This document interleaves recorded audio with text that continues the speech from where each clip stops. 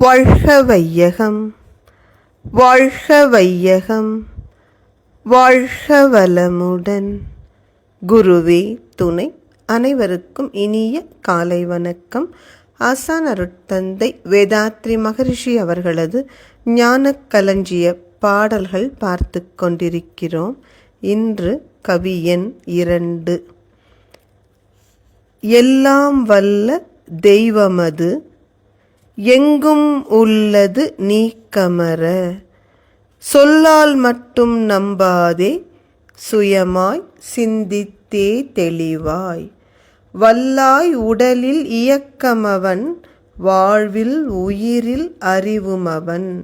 கல்லார் கற்றார் செயல் விளைவாய், காணும் இன்ப துன்பமவன். நம் அனைவருக்கும் நன்கு பரிச்சயமான ஒரு பாடல். ஒவ்வொரு நாளும் நாம் இறைவணக்கமாக பாடிக்கொண்டிருக்கும் பாடல்.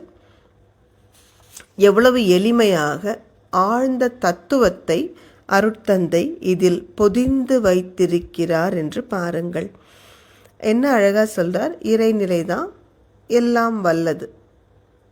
அதுதானே இறைநிலைக்கு நாம் கொடுக்கும் விளக்கம். காலம் காலமாக இறைநிலை என்பது ஆம்னிபொட்டன்ட், ஆம்னிப்ரெசன்ட். அது எல்லாம் வல்லது, எங்கும் உள்ளது. எப்படி அது எல்லாம் வல்லது? அருட்தந்தை அவர்கள் வெட்ட வெளிதான் தெய்வம் என்று எல்லா பெரியவர்களும் இந்த தேசத்தில் சொல்லியிருக்கிறாங்க. வெட்ட வெளி தன்னை மெய்யின்றிருப்போர்க்கு பட்டயம் ஏதுக்கடி குதம்பாய் பட்டயம் ஏதுக்கடி என்று ஒரு சித்தர். வெட்ட வெளியாய் அறிவாய் வேறு பல சக்திகளை கொட்டும் முகிலாய் அணுக்கள் கூட்டி பிரிப்பதுவாய் என்று மகாகவி பாரதி.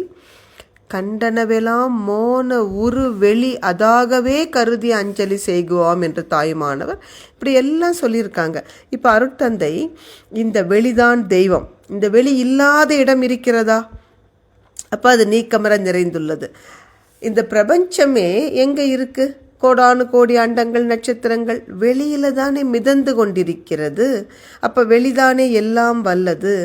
ஆக இந்த தெய்வத்தினுடைய தன்மைகள் எல்லாம் வல்லது, எங்கும் உள்ளது, இது எல்லாம் வெளிக்கு பொருந்தும்.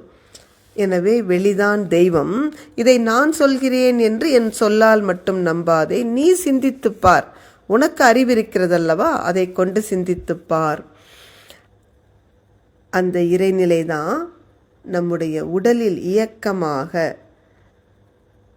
வாழ்வில் அறிவுமாக இருக்கிறது. உதாரணமாக நம்ம சாப்பிட்டதோட வேலை முடிஞ்சது. அந்த உணவை 7 தாதுக்களாக மாற்றும் இயக்கம் இறைவனது செயல் அல்லவா?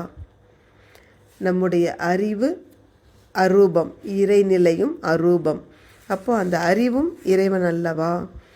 அது மட்டுமல்ல, இறை நீதி எப்படிப்பட்டது? அது செயலில் விளைவாக வெளிப்படுவது.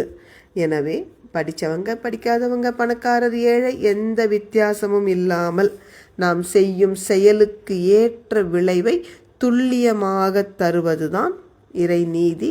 எனவே அந்த இன்பமோ துன்பமோ இறைவன்தான் செயலில் விளைவாக வெளிப்படுகிறான். தொடர்ந்து சிந்திப்போம். நன்றி. வாழ்க வளமுடன்.